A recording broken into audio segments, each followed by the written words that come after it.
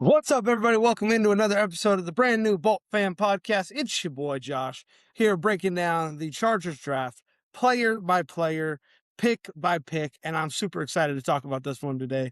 This is one of my pre-draft profiles that I have loved before the draft, before anything took place. I heard a lot of people talking about how we should take a safety in the first round, and or first or second round, and I wasn't a huge fan of it for a couple reasons. Number one, I thought the safety class was really deep this year, and I didn't think it was a necessity to take early. Second of all, I don't think our safeties are a problem. I think that RJ Mickens is a really good player who's going to develop nicely. I like him a lot. I think that Elijah Molden's a stud. Tony Jefferson's a stud. Obviously, Derwin James leading the pack, but we need with our system to have a lot of good free safety ball hawking type players because Derwin James, while he's labeled a safety, plays in the slot a lot. And he'll get down into the box a lot.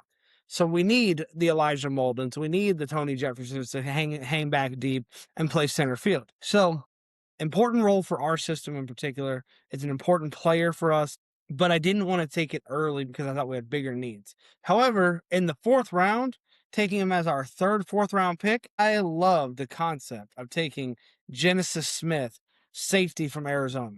This kid's a good player, man. I live down here. I live in Phoenix, about 2 hours away from U of A. And I got to see him a couple times watching college football. I watched the game against Arizona State this year. It's obviously a big rivalry around here, and I'm not from here, so I don't have any loyalty to either school, but I do enjoy watching the rivalry game with Arizona State and U of A. But I love this kid, Genesis Smith, man.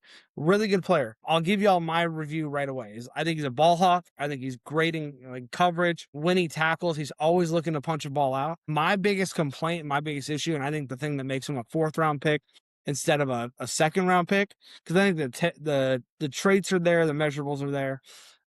The thing that makes him a fourth round pick to me is he tackles way too high. I don't like him. I don't like his tact. I actually hate it. I watching his tape, even watching the play. I watched a video the Chargers put out, and I'm like, even his highlights are him wrapping up around the shoulders and around the head and throwing someone down rather than getting his pads low and going through somebody. So I don't like the form as a tackler. I really think that's a massive problem for him, and I think it needs to get fixed ASAP. Because in the NFL, people are running through those arm tackles all day, every day. So I don't like that. I think it's a major problem. Okay, I will be the first to admit that. But as far as just getting in zone coverage and playing center field and being in the right place at the right time, he was there nonstop. The other thing is good athlete. I watched him on a couple of his interceptions and fumble recoveries, scoop and almost score against Colorado. I mean, there's a few plays where it's like, oh, he's a great athlete. So the athleticism's there, the traits are there. I just don't think he just doesn't have good form tackling. So got to get that better. But here's the other thing. I think Tony Jefferson and Derwin James are two of the best form tacklers I've ever seen. So I think that getting in a room with those guys will help him. So year one might be contributing a little bit more on special teams. I don't know exactly where he fits.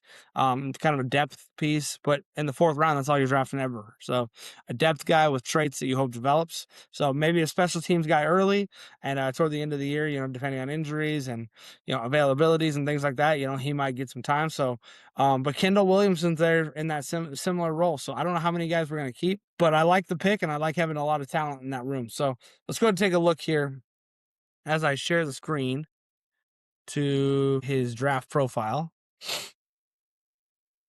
All right. So this is Draft Buzz here has him as the 25th ranked DB in the class. So safeties and corners, not just safeties there.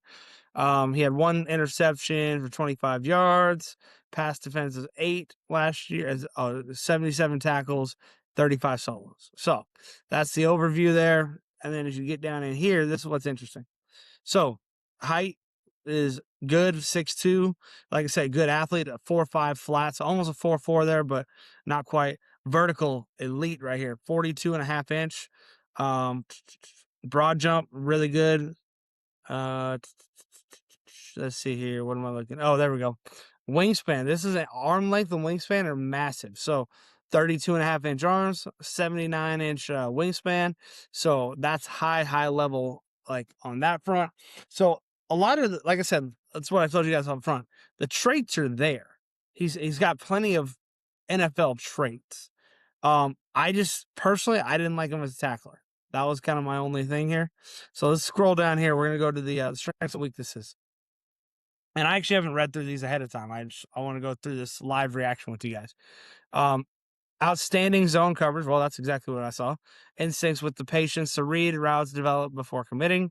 Uses length to contest catch point without drawing flags. Long strides, smooth transition, lets him close in on throws in a hurry. I like all that. I think that's exactly right. I think that's true. Comfortable sitting in the deep half or a single high. And quarterback in the back end, fluid back pedal, level base. So all this is about his coverage. Ball production is real. 5 career picks, 10 PBUs, 4 forced fumbles, and versatile alignment history, logging snaps at free safety and in the box. So all that's money. Okay, we love that. And a lot of that is what I just said to y'all. It's what I saw. So I'm glad to have that confirmed. And here you go. Look at this. Weaknesses.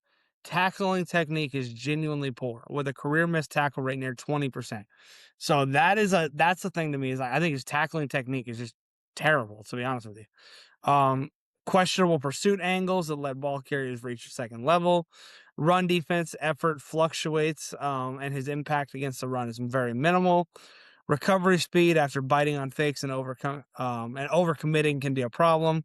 Start quickness, sorry guys, is limited for a player who may see slot reps at the next level. So, and it says a light frame at 202 pounds, but 202, I don't mind that. That's fine. The size is fine.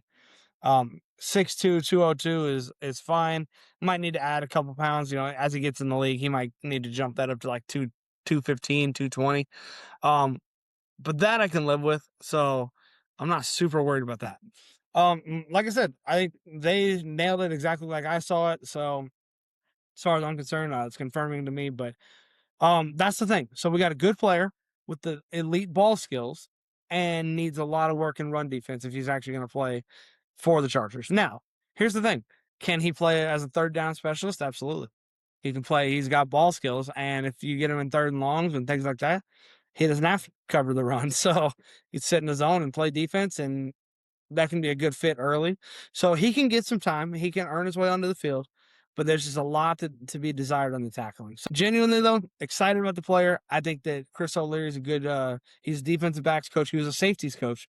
So this feels like a Chris O'Leary pick. So I think O'Leary's going to like him. I think he's got a plan for him, and I think he'll be a good player. So good 4th-round pick. I mean, good guy to take a flyer on. So I'm a big fan there. So with that being said, y'all let me know in the comments how you feel about Genesis Smith and our other picks. I will see y'all in the very next episode talking about our 5th-rounders. So with that being said, make sure to like, share, and subscribe. Bolt up. I love y'all, and we'll talk later.